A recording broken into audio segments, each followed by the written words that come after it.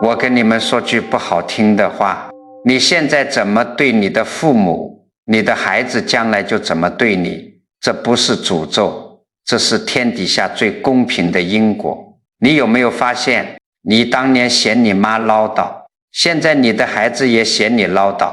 你当年嫌你爸脾气不好，现在你的孩子也嫌你脾气不好；你当年不愿意跟父母住在一起，现在你的孩子也不愿意跟你住在一起。这就像一个轮回，一圈一圈，永无止境。很多老人到死都看不透这一点，他们总觉得是孩子不懂事，是孩子不孝，他们不知道，他们现在所承受的一切都是他们当年亲手种下的因，而他们现在的所作所为又会成为他们孩子将来要承受的果。今天南师就告诉你，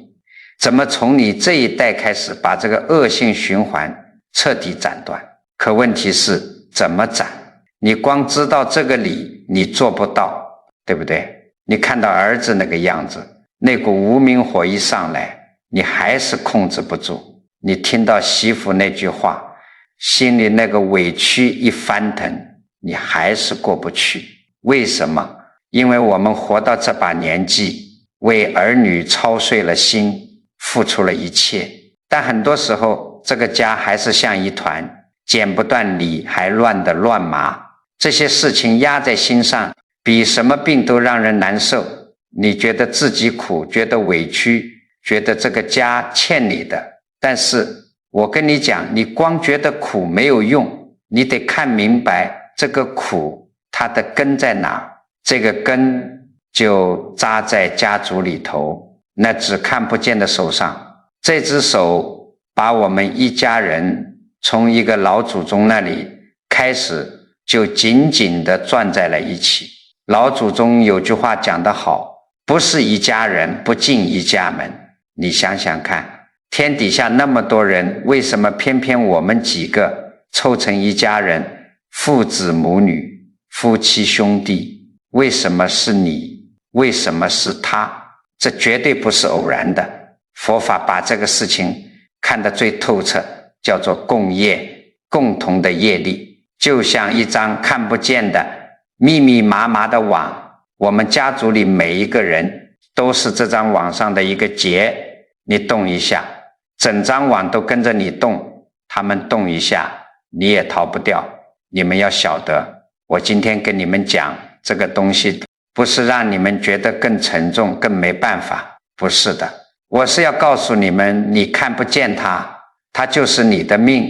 你只能被它牵着鼻子走，一代传一代，苦个没完没了。可你一旦看懂了它，看明白了这把锁是怎么锁住你的，那么这把锁它自己就变成了一把钥匙。你这一辈子很多你过不去的那个坎，解不开的那个心结，你就都能找到它最根本的那个源头。你看清楚了，你才能从这个痛苦的轮回里头一步一步走出来。这把钥匙就在你自己身上，你怎么去看懂它，怎么去用它，怎么去把你这后半辈子，把你的儿孙，把这个家的气场整个转过来。南师我今天就仔仔细细的把这个道理给你讲透了。我们这个家族啊，就像一棵老树，地面上看啊，枝枝叶叶各自生长，互不相干。可你往地底下看，那个根是盘根错节，全缠在一起的。我们今天要讲的这股无形的力量，这个家族共业，它到底是个什么东西？我告诉你们，它一点也不玄虚，它具体的很，它就体现在咱们家里头，那一代传一代的改不掉的脾气和走不出的怪圈。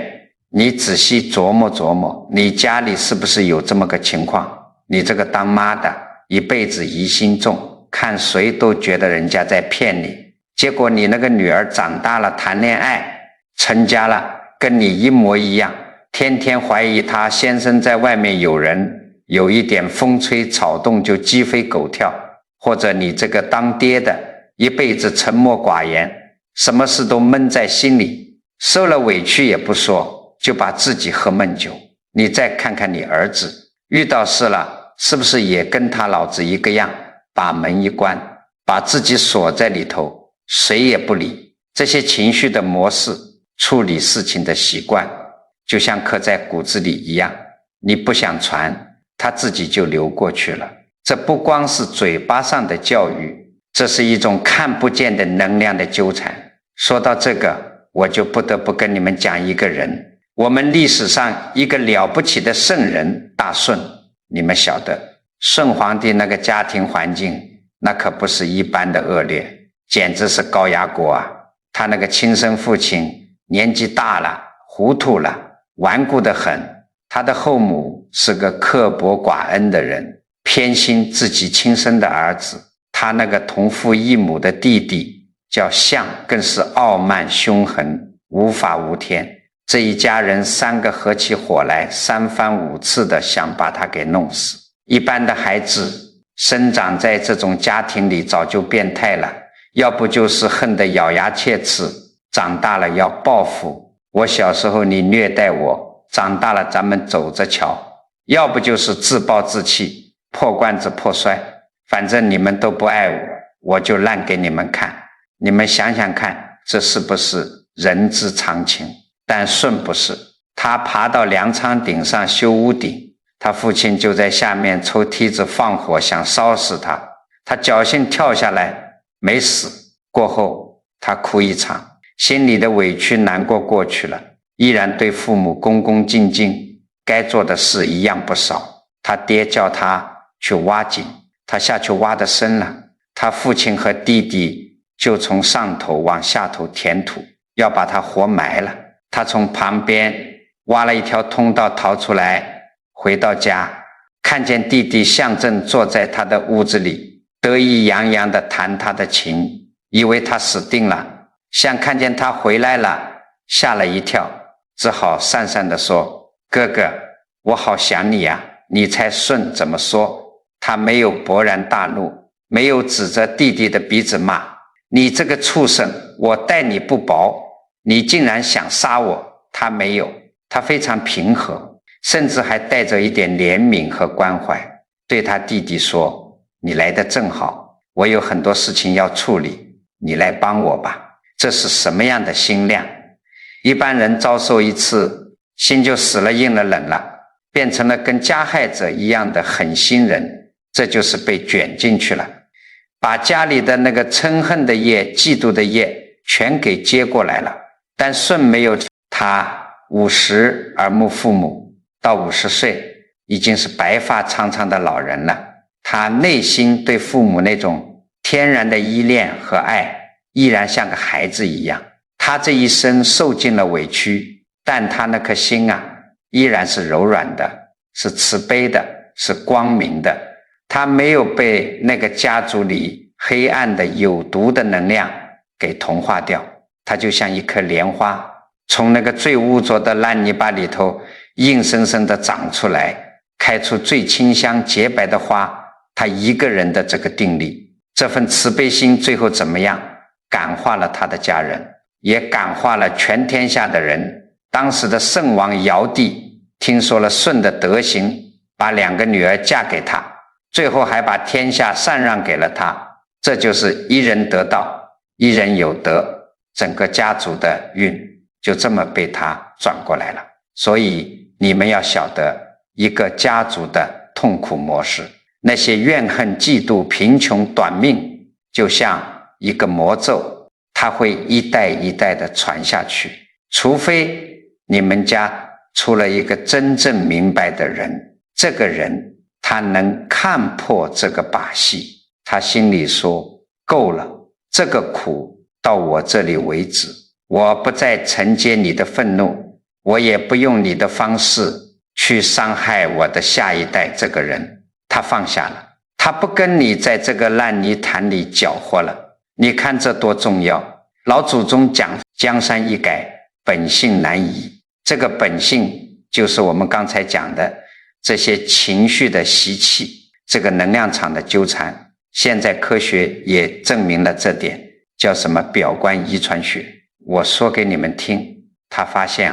我们的祖先他们经历过的那些巨大的恐惧、饥饿、战争带来的创伤，它不只是记忆，它会变成一种化学的记号，印在我们的血液里，印在我们的基因里头，一代一代的传下来。你问问那些老一辈的，特别是经历过战乱、大饥荒的人，他们对食物的那份珍惜，对安全感的那份缺乏，是不是也深深地影响着你们这些做儿女的？有时候你会莫名其妙地感到一种不安全感，一种恐惧，你以为是你自己出了问题，其实不是，那是你身上流着的血在替你祖先的记忆在颤抖。我讲这个不是让你们去怨恨祖先，说哎呦都是你们害了我，不是这个意思。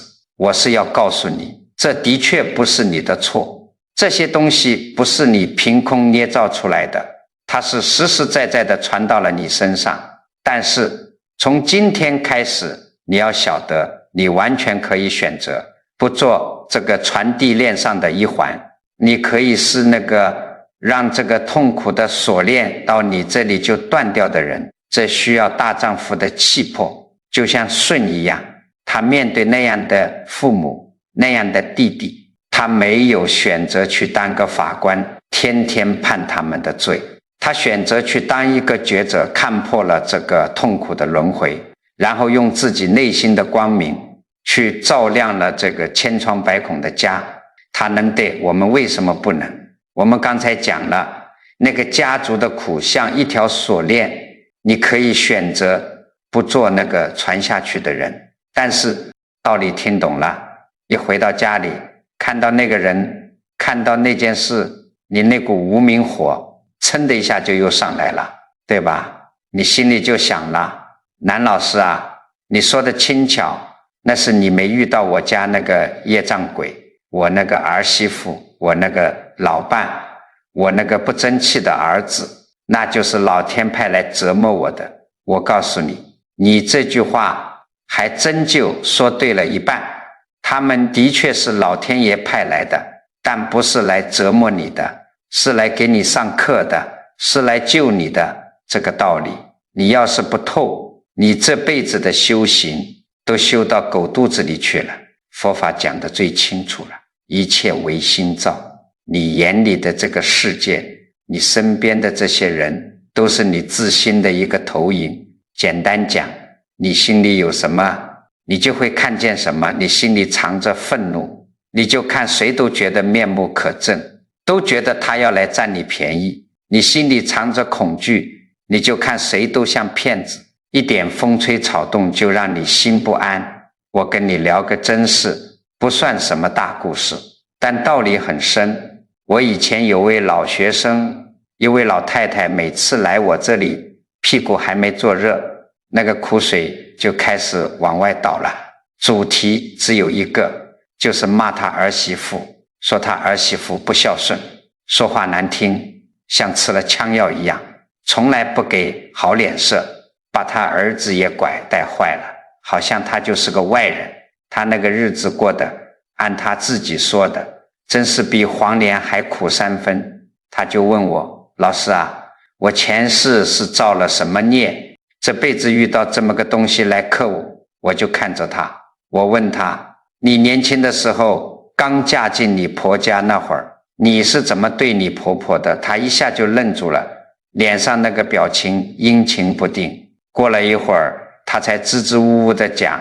他年轻的时候啊，也是个急脾气，一根肠子通到底，觉得婆婆偏心，观念老旧，没少跟她顶嘴甩脸子。虽然钱没少给，但那句好话，那个恭敬的态度是没有的。那时候她觉得自己是新时代的女性，不受那个窝囊气，还觉得自己挺有本事的。我说，你看，这不就是了吗？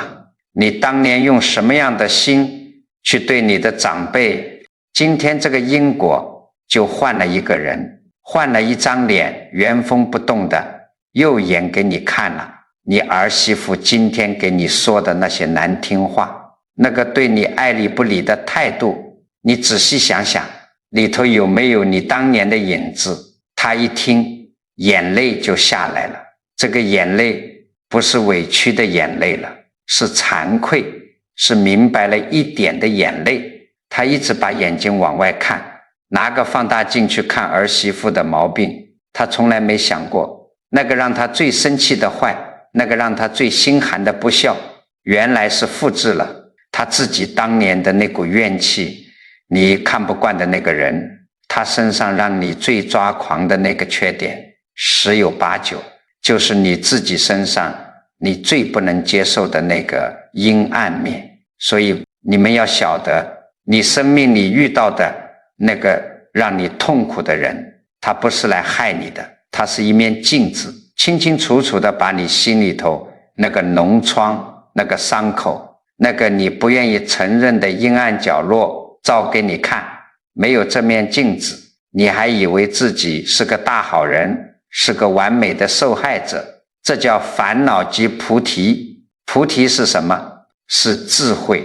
是觉悟。你那个最大的烦恼，那个让你彻夜难眠咬牙切齿的人，恰恰就是你最需要去看到去突破的功课。他哪里是你的冤家对头，他是你的大善知识，是来度你的菩萨，只是他用的方式是拿起一面镜子照得你无处可躲罢了。金刚经里讲，凡所有相皆是虚妄。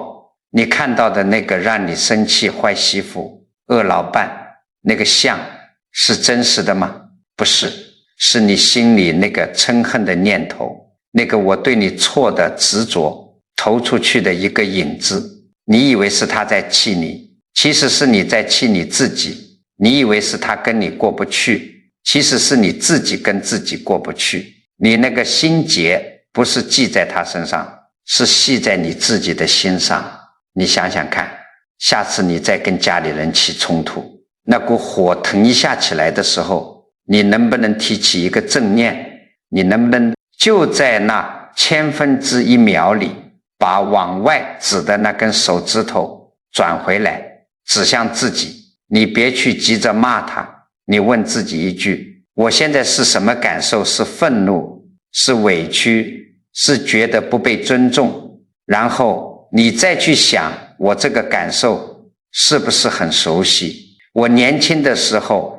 是不是也常常有这个感觉？这个就是把往外看的眼睛收回来，向内看，这就是真功夫，这就是修心。不是让你去深山老林里打坐才叫修心。就在这个吵吵闹闹的家里，就在这个让你头疼的关系里，你一转念一回头，看清楚那个东西是你自己心里的，不是他的，你就解脱了，你那个心的力量就回来了，你变了。你看他的那个眼神自然就变了，你跟他说话的那个语气自然就柔和了，你这个家里的气场，那个剑拔弩张的味道也就散了。这比你烧多少香磕多少头都来得实在。可是回到现实里，很多人还是哭，还是觉得委屈。为什么呢？因为我们太多人活到70、80岁，头发白了，牙齿掉了，表面上看是个老人家，是一家之主，是受人尊敬的长辈。可我告诉你，他那个心，处理感情的那个心，可能还只是个5、6岁、10几岁的孩子，在满地打滚，在跟人讨糖吃。这个话可能说的有点重，但我跟你们讲，这就是很多家庭痛苦的根源。年龄大不代表你的心就成熟了，觉悟这个东西不分年纪。有些人活了一辈子，处理关系的方式还跟小孩子一样，我为你做了什么你就得夸我，我对你好你就得领情，我付出了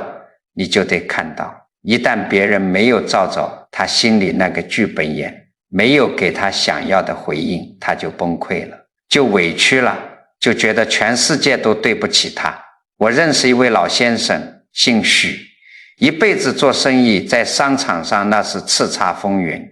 把一家老小从苦日子里带出来，住上了大房子，开上了好车子。他这辈子就信奉一个道理，我赚钱养家，这就是我对这个家最大的爱。我让你们吃穿不愁，我对得起天地良心。好了，等到他60多岁退休了，事业没了，回到家里，突然发现不对劲了。他发现自己像个局外人，儿女跟他没什么话说，除了每个月定时来问爸家里还有钱吗之外，几乎没有别的交流。他跟老伴呢，也像是隔着一堵墙，他一辈子没管过家里的事，没陪老伴买过一次菜，没去学校接过一次孩子。现在老了，他想跟老伴说说话，老伴也懒得理他，自己跟老姐妹去跳舞旅游，活得比他自在。他心里那个委屈啊，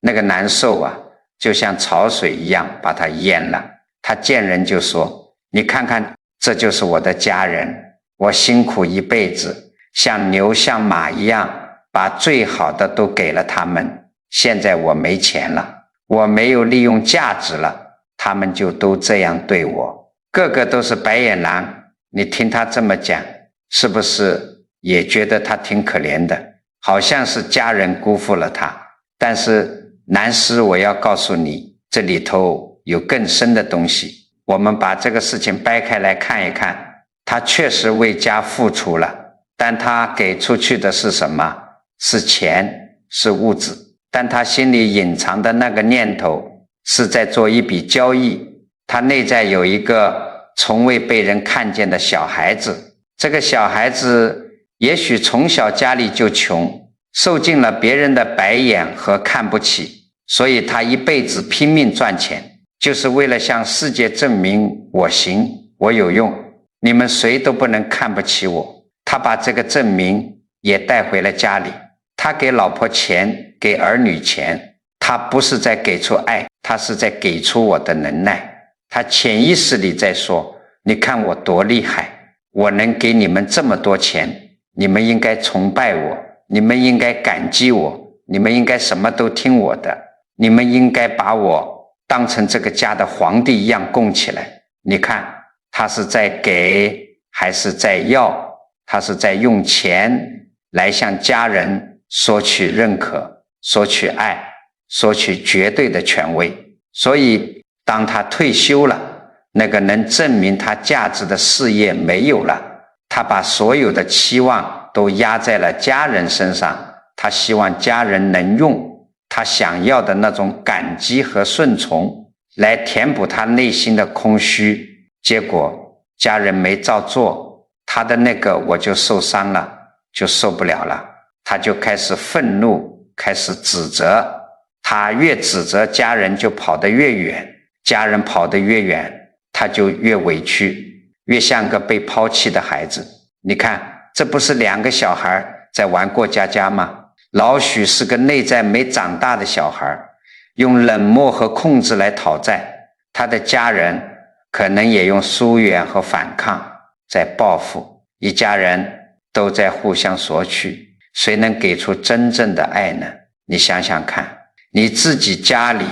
有没有这个老许？又或者你自己是不是另一个版本的老许？我们总觉得我给了你这么多，你就得听我的，我为你做了这么多，你就得对我好，这个应该和必须就是痛苦的根。所以你们要晓得，一个真正长大了的人，成熟的人，他是什么样子的？不是他事业做多大，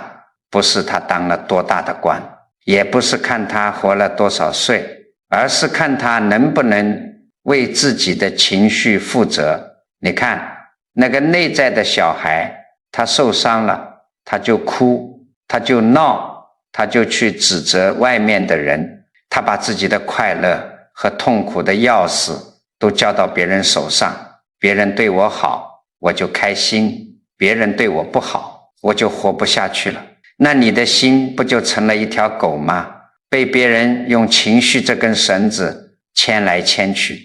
而一个内在真正长大的人，他不是这样，他能看见自己那个伤口那个受伤的小孩，但他不去怪别人，他能自己蹲下来抱抱那个内在的自己，对他说，我知道你受委屈了，没关系，我现在长大了，我有能力保护你了，我不需要再用你的方式去讨好，去控制别人了。他能自己给自己的伤口上药，而不是把自己的伤口扒开，到处去跟人家说，你看，都是你害的，你得负责。这才是真本事，这才是真正的成人。你自己不长大，你永远在跟你家里人在感情上互相残杀，互相讨债，你这个家怎么可能有温度呢？你这个晚年又怎么可能安宁呢？可是虽然我们看懂了，是不是觉得两手一摊，说一句没办法，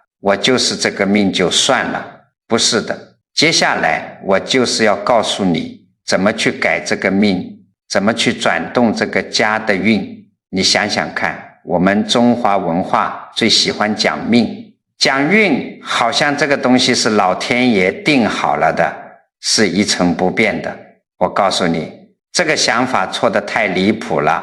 命和运，它不是一块死木头，它是一条活蹦乱跳的河，它的流向是会因为你这颗心的一动一念而发生改变的。我们老祖宗的历史上有太多这样的人，以一己之力，凭着一念的人心，就把整个家族的命运从一个黑暗的深坑里硬生生地拉了起来，走向了光明和圆满。这里面有一个故事，我每次讲都觉得特别有力量，就是五代后晋时候的窦燕山，这个人是经商的，祖上有些产业，但为人处事免不了有些商人的习气，刻薄算计，用斗啊秤啊占点小便宜，这都是难免的。他自己也没觉得有什么大问题，日子就这么一天天过。可是到了30岁，他还没有一个儿子。古人讲，不孝有三，无后为大，30岁无子，这在当时是天大的事，心里的那份煎熬，那份焦虑是难以想象的。他白天想，夜里想，想得多了，就日有所思，夜有所梦。有一天夜里，他梦见了他的祖父，在梦里他的祖父对他讲，你这个孩子，你这一辈子造的业太多了，你的心术不正，品行不端，上天已经把你的命格都改了，你不但命中没有儿子，你还会短命，你现在还不赶快回头去修善积德，你还在等什么？这一番话就像一盆冰水从头浇下来，让他猛然惊醒。各位，这就是关键的一刹那。很多人做了噩梦，醒来拍一拍胸口，说一句还好，是假的，翻个身继续睡了。但窦燕山不一样，他听进去了，他没有去怪祖父在梦里骂他，也没有去怨天尤人，他做了一件事，叫向内求。他把自己做过的事，自己的起心动念，从头到尾像放电影一样仔仔细细地看了一遍。他看到了自己的刻薄，看到了自己的计较，看到了那个唯利是图的小我。他承认了，他服了这个因果。从第二天起，这个人就完全变了。他做的第一件事就是把家里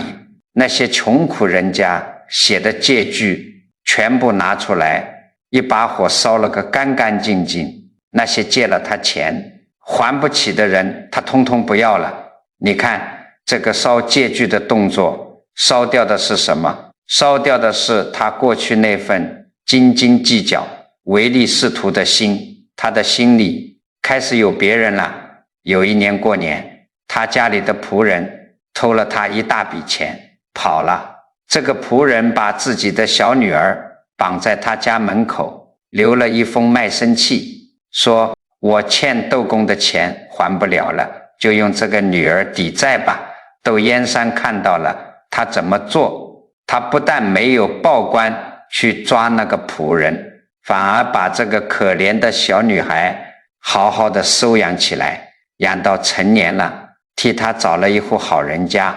风风光光的嫁出去。那个偷钱的仆人听说了，惭愧得不得了，跑回来谢罪。窦燕山只是一句既往不咎，他做的最大的也是影响最深远的一件事，是他倾尽家财办了40间书房，叫义学，让方圆百里所有想读书但家里穷读不起的孩子全部免费来这里，他供给他们书本纸笔，还请最好的老师来教。你们想想，他这么做是为什么？是为了求名吗？是为了让皇帝表扬他吗？都不是，他是一念的慈悲心，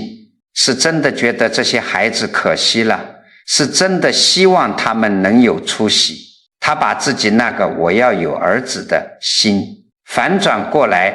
变成了别人家的孩子，我也要让他们成龙成凤的心。他这个心念一转，整个人的气场，整个家族的能量全都变了。后来怎么样？他不但没有短命，还活到了80多岁，寿终正寝。而且他后来生了5个儿子，这5个儿子在他的德行感召之下，个个都成了国家的栋梁，全部考中进士。这就是历史上著名的五子登科。当时的宰相冯道还写了一首诗送给他：燕山窦十郎，教子有一方，邻村一株老，丹桂五之方。这个道理道家讲的最透彻，反者道之动。你看窦燕山想要儿子，想长命，他向外去抓了吗？没有，他是反转过来，往自己的心地上去播善良的种子。他不再问我什么时候能有儿子，而是去问我能为别人做些什么。他不再去计较自己能得到什么，而是去给予，去付出，去积德。结果呢，他之前拼命想要却怎么也得不到的东西，现在不求了，反而全都来了。这个就是因果的真实不虚，这就是向内求的威力。你们要晓得，它转动的是什么？不是老天爷的旨意，老天爷没有变，它转动的是他自己的那颗心和他自己造的业。那个原本自私刻薄的心变成了慈悲利他的心，那个原本通向短命无后的恶业被他用善业的土一点一点的填平了，最后铺成了一条金光大道。你今天的每一个念头，每一句话，每一个行动，都在为你自己的晚年，为你子孙的未来铺着路啊。可是道理听了一箩筐，明天早上你一起床，看见你那个不争气的儿子躺在沙发上玩手机，看见你那个儿媳妇又把脸拉得老长，你怎么办？你是不是又把我们讲的这些东西全给扔到脑后，一股无名火上来，该骂还是骂，该气还是气，那你今天听到的不就全白费了吗？所以我现在要教给你几件实实在在的，你能拿起来就去做的家伙事儿。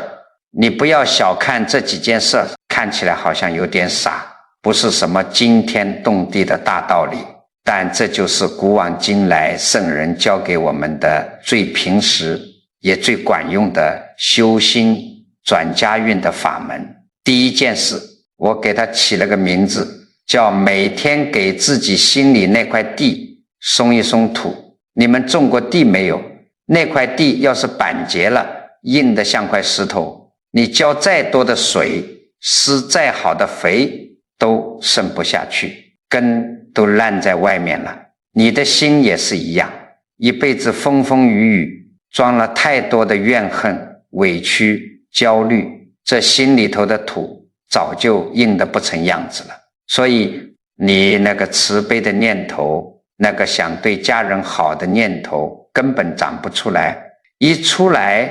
就被你那硬邦邦的脾气给顶回去了，怎么办？很简单，你每天雷打不动，抽出10分钟来，什么事都别做，找个安静的角落往那一坐，也不用盘腿，你年纪大了，坐在椅子上舒舒服服的就行，把眼睛闭起来，干什么呢？什么都别干，就看你自己的一呼一吸。你看这个气吸进来了，那个气又呼出去了，就看着这个像个没事人一样看着它，你脑子里的念头肯定像开了锅的水，咕嘟咕嘟往外冒。一会儿想那个死老头子昨天又气我了，一会儿想下个月的菜钱够不够，全来了。这个时候你不要骂自己，不要说我怎么又胡思乱想了，我没用，千万别，你就对自己说一句，哦，你来了啊，看着那个念头，就像看天上的云一样，它飘来了，它自己就会飘走，你不用去追它，也不用去赶它，你就只是看着。你这个功夫一天10分钟，坚持1个月，你试试看，你心里头那份火气，那份一点就着的急躁，它自然会消下去很多。你这是在跟自己的情绪和解，在给你那块板结的心地松土，土松了，你才有资格去播种，这是第一步，也是最根本的一步。第二件事就是我们老祖宗传下来的规矩，祭祖。你们要晓得，祭祖不是叫你迷信，去求老祖宗保佑你升官发财，那没有用的。你老祖宗自己都还有一堆因果没了，他怎么保佑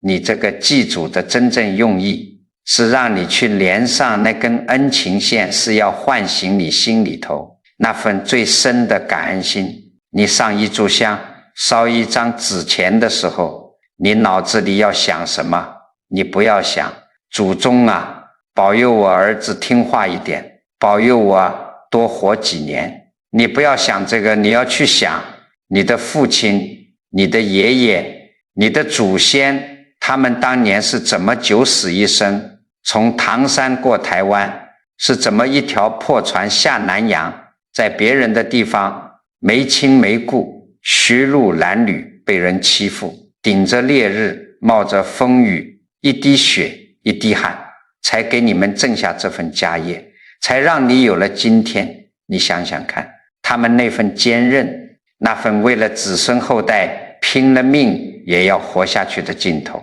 你这么一想，那份感恩的心就从你的心底升起来了，那份感恩就是最好的能量。你会觉得，原来我身上流着这么坚韧的血，原来我也是个有根的人，你那个整天抱怨自怜自艾的心就被这份感恩给融化了，就变成了力量。你跟老祖宗这个根就连上了，这根连上了，你这个家族的大树才不会枯死，这个就叫连根养根。第三件事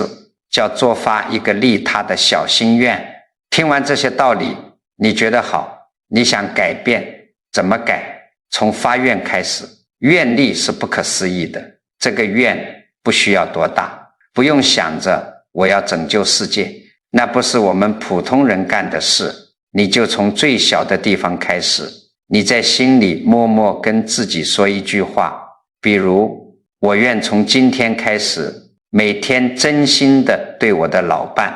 说一句体贴的话，就一句不难吧，或者我愿这个月去做一件不求任何回报的善事，哪怕是在路上看到个可怜人给他个面包，哪怕是在公园里把别人乱丢的垃圾捡起来丢进桶里，就这么小就可以了。你做这件事的时候，心里想的是什么？你想着我把这一点点的善心，这个功德不是给我自己，而是回向给我的全家人，回向给我的儿孙。我告诉你，你一个真诚的善念，那个力量比你在佛前烧10年的香，磕10年的头都来得大。因为它能真正转动你的气场，转动你们家的风水。什么叫风水？你的心就是最大的风水，一个充满了善念和利他心愿的家，它那个风水和气场自然就变得祥和顺遂。我告诉你们这3件事，每天给自己10分钟松土，逢年过节诚心去连根，在心里默默发一个利他的愿，看起来都是平平无奇的傻事，但这就是真修行。修行不在庙里，就在你每天的生活里，就在你的一呼一吸一言一行里，你做到了，你的心自然就平了，你心平了，你这个家也就平了，家平了，家和了，万事它不就自然兴了吗？好了，我们这堂课讲到这里也快结束了。我知道讲了这么多，大家年纪大了，记性可能不太好，没关系，我最后再啰嗦一遍，这几件事一定要记在心里。第一件事，你就要记住，你家里那些让你烦心、让你痛苦的烂戏码，不管是婆媳不和，还是儿女不孝，这些个一代传一代的苦，可以到你这里就喊停了。你不要再把这个怨气、这个恨意再传给你的下一代了。第二，你身边那个让你最看不顺眼、让你最生气的冤家，你记住，他不是来折磨你的，他是老天爷派来给你上课的，他是一面镜子，照出了你自己心里那个过不去的坎。第三，修心修佛，不是关起门来敲木鱼念经，是在你每天的生活里管好你待人接物的这颗心，给你这张嘴积点德。第四，也是最重要的，你从今天起，每一个善的念头，每一句好话，每一个不求回报的小事，都是在给你自己积福，在给你的儿孙积攒看不见的福气，这比留给他们万贯家财都管用。你听懂这些，醒过来了，南师告诉你，你就是你们这一大家子的贵人，你就是你们家的那根定海神针，你变了，你心里那个家就变了。最好的风水真的不是什么摆个鱼缸挂个镜子，最好的风水就是我们人的这颗心，心善了，心平了，你家里头的气场自然就祥和了，福气自然就来了。所以诸位老朋友，你们今天能在这里听南师讲这么久，说明你们都是有慧根的人，都是心里头还有那把火，还想让家变得更好的人。你自己得了这个好处，懂了，你也不要吝啬，把这个视频转发出去，转给你的亲戚，转给你的朋友，转给你在乎的人。你这轻轻一点，不是去凑什么热闹，你是在做法布施，是在救人，是在护人一运，可能就是你这一转帮别人解开了他卡了几十年的一个心结，救了他一个快要散掉的家，这个功德比你烧10年香都大啊！最后南老师想拜托大家一件事，在你的评论区留下你的善言，你可以愿家宅平安，愿儿孙顺遂，也可以就写一句愿我把今天的明白化成家里的福气。你千万不要小看这几个字，文字是有力量的，念头是有能量的。当千千万万的人都在这里发出同一种善念的时候，这个磁场，这个能量场不可思议，它会像一盏巨大的探照灯，照亮我们自己的路，也温暖别人的心。而你写下的每一句好话，这份善业最终也一定会回向给你自己和你的家人。我是南怀瑾，如果今天讲的对你有半分帮助，请你动动手指给南老师点个赞，点个关注。愿我们每一个人都能成为家里那盏不灭的灯。